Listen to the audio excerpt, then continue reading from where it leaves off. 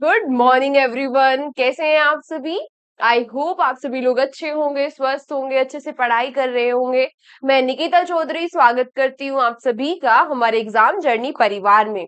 और आज की क्लास में हम क्या कवर करने वाले हैं? आज हम कवर करने वाले हैं 28 अगस्त की इम्पोर्टेंट करंट अफेयर्स। 28 अगस्त की इम्पोर्टेंट करंट अफेयर्स। तो स्टार्ट करते हैं अपनी क्लास को। और हमारा फर्स्ट क्वेश्चन क्या हो जाता है? आज का हमारा फर्स्ट क्वेश्चन है, who has recently implemented the right to disconnect law. अभी हाल ही में आपसे पूछ रहा है किस देश ने राइट टू डिस्कनेक्ट जो लॉ है उसको पास कर दिया है। अब पहली बात आती है कि मैम ये राइट टू डिस्कनेक्ट लॉ है क्या? तो देखो, ये लॉ क्या है कि जो जो वर्कर्स है, जो एम्प्लॉयर्स है, जो काम करते हैं किसी भी कंपनी में या कहीं पर भी काम करते हैं, तो वो क्या कर सकते हैं? अपने वर्किंग आवर्स के बाद, अपने वर्किंग आवर्स के बाद अगर उनके ऑफिस से कोई कॉल आ रही है तो वो उस कॉल को इग्नोर कर सकते हैं। यानी कि जो एम्प्लॉयज है वो अपने वर्किंग आवर्स के बाद अगर कोई भी कॉल या ईमेल, कोई भी अगर कॉल या फिर ईमेल आते हैं उन्हें, कोई भी कॉल या फिर ईमेल आते हैं उन्हें ऑफिस से, तो उसको वो क्या कर सकते हैं? इग्नोर कर सकते हैं। इग्नोर कर सकते हैं। अगले दिन जाकर बोस उनसे ये नहीं पूछेगा कि भाई तुमने रिप्लाई क्यों नहीं किया या मैंने काम बताया था वो क्यों नहीं किया। इनका कहना है कि भाई तुमको 24 घंटे के लिए सैलरी नहीं दी जाती, तुमको 24 घंटे के लिए सैलरी नहीं दी जाती, सिर्फ ऑफिस आवर्स के लिए सैलरी दी जाती है। इसीलिए कोई जरूरत नहीं है घर पे जाके काम करने की। जितना काम आप कर रहे हो ऑफिस में करो, उसके बाद कोई जरूरत नहीं आपको घर पे जाके काम करने की। इसको कहा गया राइट टू डिस्कनेक्ट लो। किसने पास किया? ये बिल पास किया है किसने? ऑस्ट्रेलिया ने। ऑस्ट्रेलिया ने। अब वहां के अपने यहाँ के सिटीजन्स की पर्सनल लाइफ और पर्सनल स्पेस, मेंटल हेल्थ, बहुत सारी चीजों को ध्यान में रखते हुए इन्होंने इस राइट टू डिस्कनेक्ट लॉ को पास किया है। क्या किया है? राइट टू डिस्कनेक्ट लॉ को पास किया है कि भाई वर्किंग आवर्स के बाद आप कॉल या ईमेल्स जो भी अगर आपके कोई ऑफिस से आता है उसको आप इग्नोर कर सकते हैं। क्या कह रहे हो मैम? ऐसा स्कूल में भी होना चाहिए कि होमवर्क ना दे, है ना? या इंडिया में भी ऐसा कुछ आना चाहिए? आना तो चाहिए। नेक्स्ट क्वेश्चन क्या कह रहा है? Who has recently announce to launch Fram two mission to study the earth pole. अर्थ के पोल को स्टडी करने के लिए आपसे पूछ रहा है कि किसने फेम टू जो फेम टू मिशन है इसको लॉन्च कर दिया है। चलो मैं देती हूँ आपको हिंट। कल ही हमने इसके बारे में पढ़ा था। कल ही हमने जिसने लॉन्च किया कल भी हमने इसके बारे में एक क्वेश्चन पढ़ा था, कल या परसों की क्लास में। इसी कंपनी ने, इसी स्पेस ऑर्गेनाइजेशन ने लॉन्च किया था पोलरिस, पोलरिस डॉन मिशन। और मैंने आपको बताया था पोलरिस डॉन मिशन क्या हो जाता है? ये क्या हो जाता है? फर्स्ट मिशन हो जाता है जो स्पेस वॉक कराएगा, एस्ट्रोनॉट्स को स्पेस वॉक कराएगा, यानी कि करा रहा है कमर्शियली। कमर्शियली यानी कि पैसे देके, मतलब वो कोई एस्ट्रोनॉट्स नहीं है, वो क्या है? एंटरप्रेन्योर्स है। उन्होंने पे किया, उनको ट्रेन किया गया, अब वो स्पेस में जा रहे हैं और 2 घंटे के लिए स्पेस वॉक करेंगे। इस मिशन का नाम क्या है? Polaris don mission. ठीक है, ये वही स्पेस ऑर्गेनाइजेशन है जिसने जिसने फेम टू मिशन को लॉन्च किया है अर्थ के पोल को स्टडी करने के लिए। और सेम ये फेम टू मिशन है, ये भी कमर्शियल मिशन है, ये भी एक कमर्शियल मिशन हो जाता है। ठीक है, ये वही स्पेस ऑर्गेनाइज, वैसे आपको पता लग गया होगा पोलरिस जोन से, है ना? पता लग गया ना कौन सी स्पेस ऑर्गेनाइजेशन है। चलो फिर भी मैं आपको दे देती हूँ हिंट, जिन बच्चों को अब भी समझ में नहीं आया। ये वही स्पेस ऑर्गेनाइजेशन है जिसका जो रॉकेट है, जिसका नाम क्या हो जाता है? फाल्कन 9। फाल्कन 9 जो सबसे ज्यादा मोस्ट पावरफुल रॉकेट हो जाता है, मोस्ट पावरफुल रॉकेट हो जाता है वर्ल्ड का, मोस्ट पावरफुल रॉकेट हो जाता है। ये वही ऑर्गेनाइजेशन है जिसके सीईओ है Elon Musk. SpaceX ma'am, हाँ याद आ गया। तो ये जो फेम टू मिशन है ये किसने लॉन्च किया है? ये लॉन्च किया है स्पेस एक्स ने, स्पेस एक्स ने। नेक्स्ट क्वेश्चन हमारा क्या कह रहा है? Who has recently developed the world's first flexible solar panel. तो आपसे पूछ रहा है कि अभी हाल ही में वर्ल्ड का पहला, ये सभी क्वेश्चन इंपॉर्टेंट हो जाते हैं, ठीक है? तो ध्यान से सुनना और रिवीजन करते रहना। करते हो ना? नोट्स बना रहे हो ना, या ऐसे ही फोन लेके बैठे हो हाथ में और बस सुन रहे हो, देख रहे हो? ऐसे नहीं काम चलेगा। कॉपी पेन लेके बैठो, कॉपी पेन जल्दी उठा के लाओ, फटाफट से कॉपी पेन उठा के लाओ और लिखना शुरू करो, की पॉइंट्स में नोट्स बनाने स्टार्ट करो, ठीक है? अभी लेके आओ। तब तक मैं क्वेश्चन पढ़ रही हूँ, अभी जहां पे भी आपकी कॉपी वॉपी रखी है, कॉपी पेन उठा के लेके आओ और लिखना शुरू करो। Who has recently developed the world's first flexible solar panel? अब ये है क्या? देखो आपसे पूछ रहा है कि वर्ल्ड का पहला फ्लेक्सिबल सोलर पैनल किसने डेवलप किया है? सोलर पैनल आपको पता है बहुत बड़े बड़े होते हैं, है ना? बहुत स्पेस चाहिए होता है उन्हें लगाने के लिए, लेकिन अभी क्या किया गया, सोलर पैनल की एक थिन सीट को डेवलप किया गया, किसके द्वारा? ऑक्सफोर्ड यूनिवर्सिटी के साइंटिस्ट के द्वारा इसको डेवलप किया गया। ये होगा क्या, देखिए थिन सीट, ये बहुत ही थिन सीट होगी सोलर पैनल की। इसको आप कहीं भी यूज कर सकते हो, अपने फोन पर यूज कर सकते हो, या फिर क्या कर सकते हो, अपनी गाड़ी के टॉप पर भी यूज कर सकते हो। पतली सी शीट होगी, आप इसको कहीं पे भी यूज करोगे और क्या हो जाएगा, इलेक्ट्रिसिटी जनरेट करा सकते हो, है ना? सोलर पैनल है क्योंकि। तो ये किसने डेवलप कर दी है, ये किसने डेवलप की है? ऑक्सफोर्ड जो यूनिवर्सिटी के साइंटिस्ट हो जाते हैं, उन्होंने इस थिन सीट को डेवलप कर दिया है। क्वेश्चन इंपॉर्टेंट हो जाता है। नेक्स्ट आपसे क्या पूछ रहे हैं, who has become the youngest Asian to conquer Mount Kilimanjaro? Mount Kilimanjaro को कॉन्कर करने वाले यंगेस्ट जो इंडियन है वो कौन बन गए हैं? पहले तो आप जरा मुझे ये बता दो कि माउंट किलिमंजारो है कहाँ, कहाँ है? तो मुझे तो दो तीन चीजें याद आ रही है माउंट किलिमंजारो से, आपको भी आ रही है? पहला तो यही कि जो माउंट किलिमंजारो हो जाता है, ये कहाँ है? ये हाईएस्ट पीक है। ये क्या हो जाती है, हाईएस्ट पीक है किसकी? अफ्रीका की। बिल्कुल सही बात। और मुझे तो एक और चीज याद आ रही है, यहाँ पर इंडिपेंडेंस डे पर हमने पढ़ा था, हाँ आपको भी याद आया?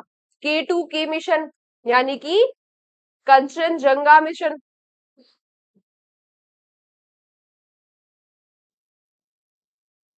कंचनजंगा मिशन, इस मिशन के तहत क्या किया गया था?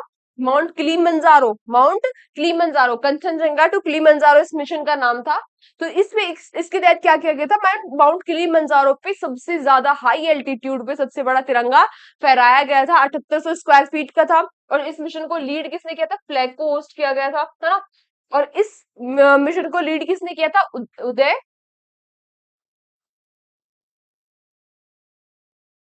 कुमार ने। और ये जो उदय कुमार जी हो जाते हैं, ये जो उदय कुमार जी थे, ये क्या थे, ये 91% 91% क्या थे, डिसेबल थी, अबव नी। अबव नी की इनकी बॉडी जो थी वो 91% डिसेबल थी, है ना? ये सारी चीजें तो आपको याद होगी, है ना? बहुत अच्छे बच्चे हो आप, तो डेली रिवीजन करते हो। मैम आप बोलती भी नहीं हो, फिर भी हम रिवीजन कर लेते हैं, आपको बोलने की जरूरत ही नहीं पड़ती, इतने अच्छे बच्चे हैं हम तो। ठीक है, तो क्वेश्चन क्या था कि यंगेस्ट एशियन कौन बन गए हैं? यंगेस्ट एशियन बन गए हैं हमारे भारत के, पंजाब के तेगबीर सिंह। कहाँ के हैं ये? पंजाब के। पंजाब के तेगबीर सिंह बन गए यंगेस्ट इंडियन। बताओ चलो कि ये कितने साल के हैं, कितने साल के हैं? बताओ बताओ। हाँ हाँ बताओ जरा, कितने साल के? तब तक तो तुम ऐसे करते घूमते रहते थे, मैम मैं इतने से इतने छोटे, कितने साल के? मात्र 5 ईयर के, मात्र 5 साल के हैं ये तेगबीर सिंह, और उन्होंने माउंट किलिमंजारो को फतेह कर लिया, है ना? देख रहे हो टैलेंट हमारे इंडिया का। अच्छा पूर्णिमा श्रेष्ठा कौन है? पूर्णिमा श्रेष्ठा कौन है? नेपाल की है ये पूर्णिमा श्रेष्ठा, याद है इनका नाम? इतनी पुरानी बातें तो हम याद ही नहीं रखते।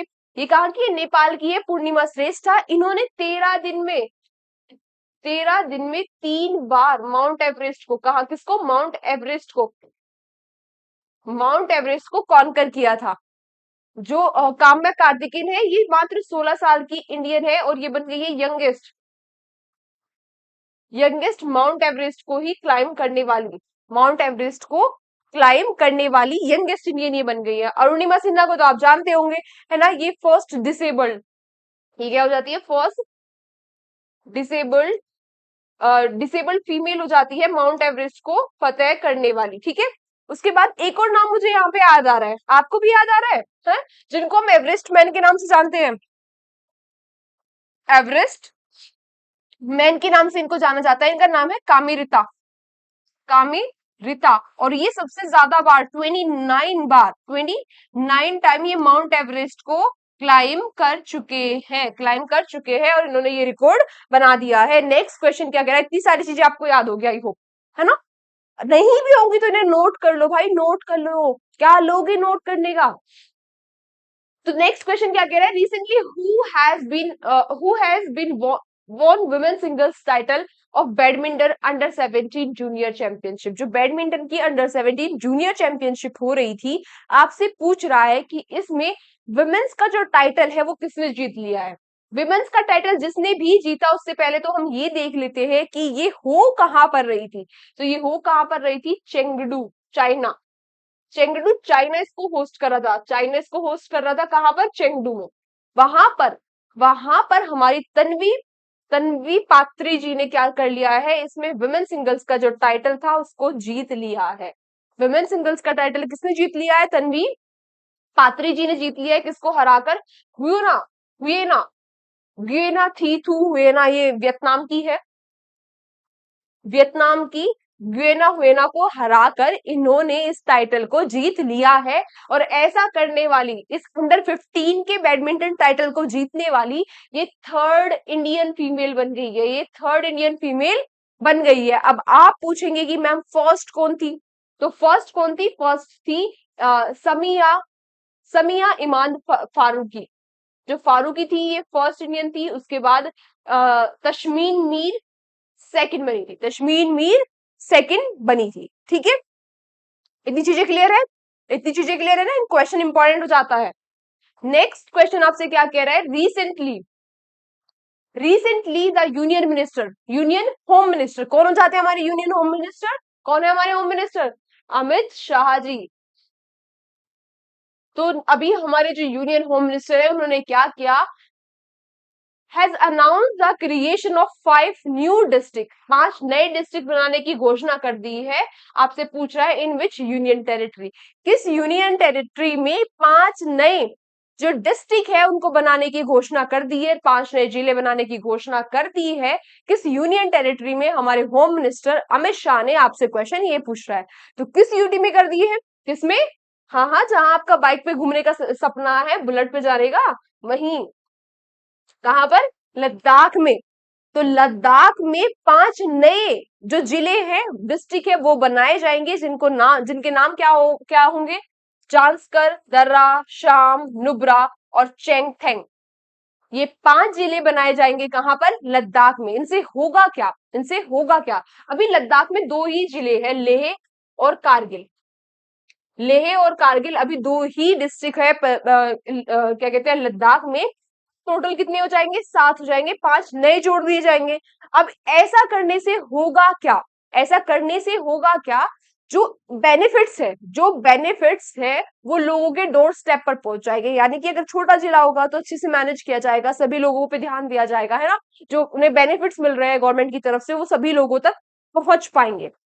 दूसरा, गवर्नमेंट का कहना है इससे क्या होगा, इससे अपॉर्चुनिटीज भी बढ़ेगी लोकल्स के लिए, इससे अपॉर्चुनिटीज भी बढ़ेगी लोकल्स के लिए। अभी लेह और लद्दाख 2 बड़े बड़े जिले हो जाते हैं, कहाँ के, लेह और कारगिल 2 बड़े बड़े जिले हो जाते हैं लद्दाख के। अब इन्हें छोटे छोटे, इनमें से 5 जिले और बना दिए जाएंगे, है ना, तो सारी चीजें इजीली एक्सेसिबल हो जाएंगी लोगों के लिए। तो ऐसा कहना है गवर्नमेंट का, और इसीलिए इन्होंने 5 न्यू जिले बना दिए हैं लद्दाख में। किसने किसने बनाए हैं, ये याद रखना, किसने, होम मिनिस्टर ने, होम मिनिस्टर ने, ठीक है। और होम मिनिस्टर कौन हो जाते हैं, अमित शाह। नेक्स्ट आपसे क्या पूछ रहा है, recently the Indian surfing team has scored the quota for the first time in surfing for the year 2026 in Asian game in which state। आपसे पूछा है अभी पहली बार जो हमारी इंडियन सर्फिंग टीम है उसको कोटा मिल गया है एशियन गेम्स में जाने का 2026 के। आपसे क्वेश्चन पूछ क्या रहा है, आपसे पूछा क्वेश्चन कि 2026 के जो एशियन गेम्स है ये कहां पर होने वाले हैं। अच्छा, उससे पहले ये तो जान लो कि कोटा कहाँ मिला है ना, और कोटा मिला किसको है। तो देखो अभी हो क्या रहा था, अभी हो रहे थे क्या, एशियन एशियन सर्फिंग गेम्स हो रहे थे अभी, है ना, कहां पर हो रही थी, मालदीव्स में। तो मालदीव्स में एशियन सर्फिंग गेम्स हो रहे थे, यहाँ पर जो हमारे भारत की सर्फिंग टीम है उसने, इंडिया की जो सर्फिंग टीम है उसने जीत लिया है silver medal. Ma'am gold medal किसने जीता, पता था मुझे गोल्ड मेडल क्या, आपका नेक्स्ट क्वेश्चन यही होने वाला है। गोल्ड मेडल जीता किसने, जापान ने। और ब्रॉन्ज फिर किसने जीता? तो ब्रॉन्ज जीता चाइना ने। चूंकि हमारी इंडियन टीम ने सिल्वर मेडल जीता है तो इन्हें कोटा मिल गया कि अब ये खेल सकते हैं कहां पर? एशियन गेम्स में, जो 2026 में होने वाले हैं। और 2026 में जो एशियन गेम्स होंगे ये कहाँ होने वाले हैं? जापान में। कहाँ होने वाले हैं? जापान में। चूंकि ये कोटा फर्स्ट टाइम मिला है इसलिए क्वेश्चन भी इंपॉर्टेंट हो जाता है। हो जाता है। ये रही हमारी इंडियन सर्फिंग टीम। नेक्स्ट आपसे क्या पूछा है? Who has recently launch the credit line service on UPI? जो क्रेडिट कार्ड है, जो क्रेडिट कार्ड है, अब उसकी उसकी मनी को आप यूज कर सकते हो यूपीआई के थ्रू भी। तो ये क्रेडिट लाइन सर्विस किसके द्वारा लॉन्च की गई? आपसे ये पूछ रहा है। क्रेडिट लाइन जो सर्विस है ये किसके द्वारा लॉन्च की गई? किसके द्वारा? फोन पे के द्वारा। अब फोन पे ने क्रेडिट जो क्रेडिट कार्ड है उसको अलाउ कर दिया है यूपीआई के थ्रू भी। यूपीआई के थ्रू भी अलाउ कर दिया है किसने? फोन पे ने। नेक्स्ट आपसे क्या पूछ रहा है? वेयर हैज द लखपति दीदी सम्मेलन हेल्ड रिसेंटली? जो ये लखपति दीदी सम्मेलन है ये कहां पर हुआ है? पहली बात तो हमें ये पता होना चाहिए कि ये जो लखपति दीदी सम्मेलन है ये है क्या।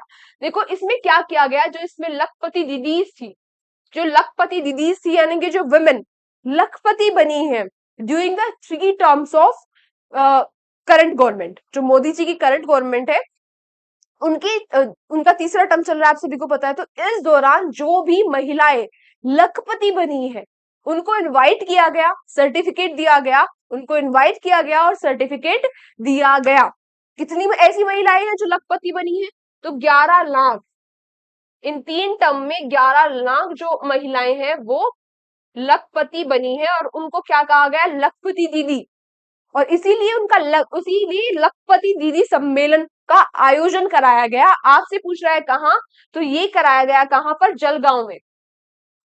जलगांव में। और जलगांव कहाँ हो जाता है? महाराष्ट्र में। महाराष्ट्र में। इसमें जो ये जो सम्मेलन हो रहा था इसमें प्रधानमंत्री नरेंद्र मोदी जी ने भी इसको क्या करा?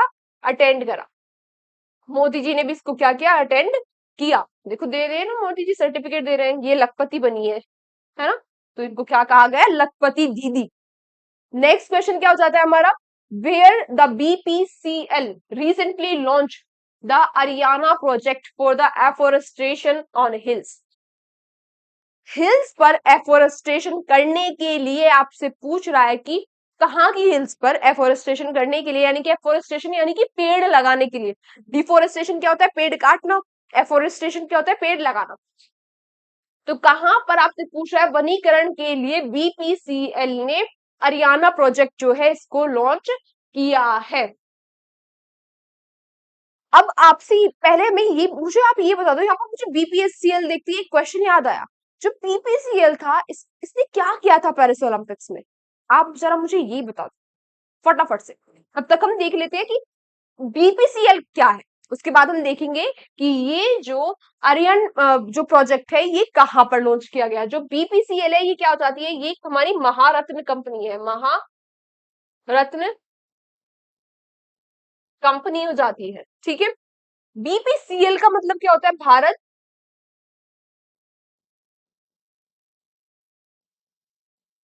Petroleum corporation limited. इसकी स्थापना कब हुई थी? 1976 में। और पेरिस ओलंपिक्स में इसने क्या किया था? जो हमारी आईओए इंडियन ओलंपिक एसोसिएशन है इसको स्पॉन्सर किया था। इसको स्पॉन्सर किया था कहां पर? पेरिस ओलंपिक्स में। कब वाले? 2024 वाले। ठीक है। तो ये एफोरेस्टेशन का काम कहाँ की हिल पे कर रहा है? कहाँ की पहाड़ियों पे कर रहे हैं? बिहार की। बिहार की। अच्छा, एफोरेस्टेशन से हमने एक और क्वेश्चन पढ़ा था अभी 2-3 दिन पहले पढ़ा था ना, कि जो डब्ल्यूएचओ है, जो डब्ल्यूएचओ है उसने भी एफोरेस्टेशन करने के लिए कहा है। एफोरेस्टेशन करने के लिए कुछ लोन दिया है, कुछ पैसे दिए हैं। किसको दिए हैं? किस कहां पर करने के लिए पैसे लगाए हैं? लोन नहीं दिया है, पैसे इन्वेस्ट किए हैं। तो लोन जो डब्ल्यूएचओ है, डब्ल्यूएचओ यानी कि वर्ल्ड हेल्थ ऑर्गेनाइजेशन ने कहां पर एफोरेस्टेशन करने के लिए पैसे इन्वेस्ट करे हैं? तो अमेजोन, जो अमेजोन के जंगल हो जाते हैं वहां पर। और अमेजोन के जंगलों को क्या कहा जाता है? लंग्स ऑफ अर्थ कहा जाता है। तो वहां पर एफोरेस्टेशन के लिए उन्होंने क्या किया था? डोनेट किया था। बीपीसीएल ने कहां पर किया है? बीपीसीएल ने बिहार की हिल्स पर एफोरेस्टेशन के लिए एक प्रोग्राम लॉन्च किया है अरियन नाम से। ठीक है, आज के क्वेश्चन हमारे यहीं तक थे। आज के क्वेश्चन हमारे यहीं तक थे, लेकिन अभी क्या करना है हमें? अभी हमें पिछले वाले जो क्वेश्चन है, हमारे जो कल के क्वेश्चन है, उनका फटाफट से एक बार रिवीजन कर लेना है। मुझे आशा है, उम्मीद है कि आप सभी लोगों ने नोट्स तो बनाए ही होंगे कल, साथ साथ उसके साथ साथ क्या भी किया होगा, रिवीजन भी किया होगा घर पे जाकर। तो अभी मैं फटाफट से क्वेश्चन पढ़ते हुए चलूंगी और आपको आंसर करते हुए चलना है। ये एक हमारा क्विक रिवीजन सेशन हो जाएगा लास्ट में। तो कल का हमारा फर्स्ट क्वेश्चन क्या था? What is the name of India first reusable hybrid rocket? India का जो पहला रीयूजेबल हाइब्रिड रॉकेट है, उसका नाम क्या हो जाता है? क्या हो जाता है? हाँ हाँ, बोलो बोलो। रूहमी वन। मैम आपने इसे टिक कर दिया था, इसलिए हमें पता लग गया।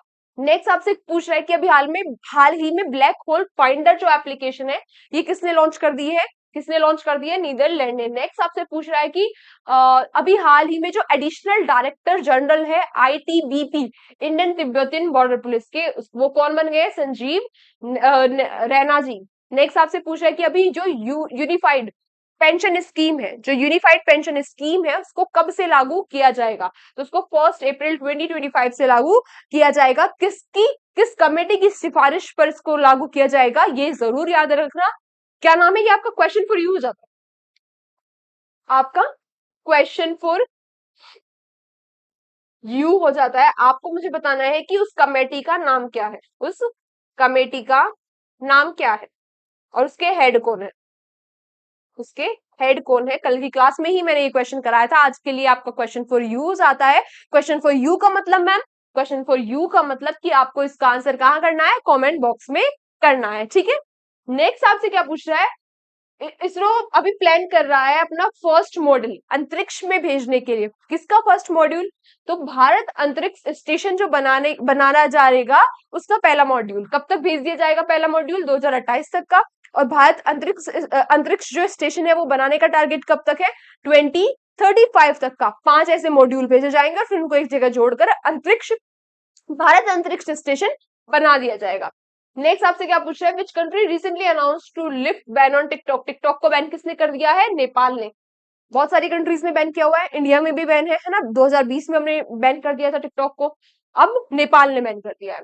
नेक्स्ट क्वेश्चन आपसे पूछ रहा है जो विज्ञान धारा स्कीम है, इसके मेन कंपोनेंट्स कौन से हो जाते हैं? तो ये सभी इसके मेन कंपोनेंट थे, ये सभी इसके मेन कंपोनेंट थे, पढ़ लेना एक बार। Which state has launch the Subhadra scheme? तो अभी हाल ही में जो सुभद्रा स्कीम है, जो सुभद्रा स्कीम है, ये किसके द्वारा लॉन्च की गई? किसके द्वारा?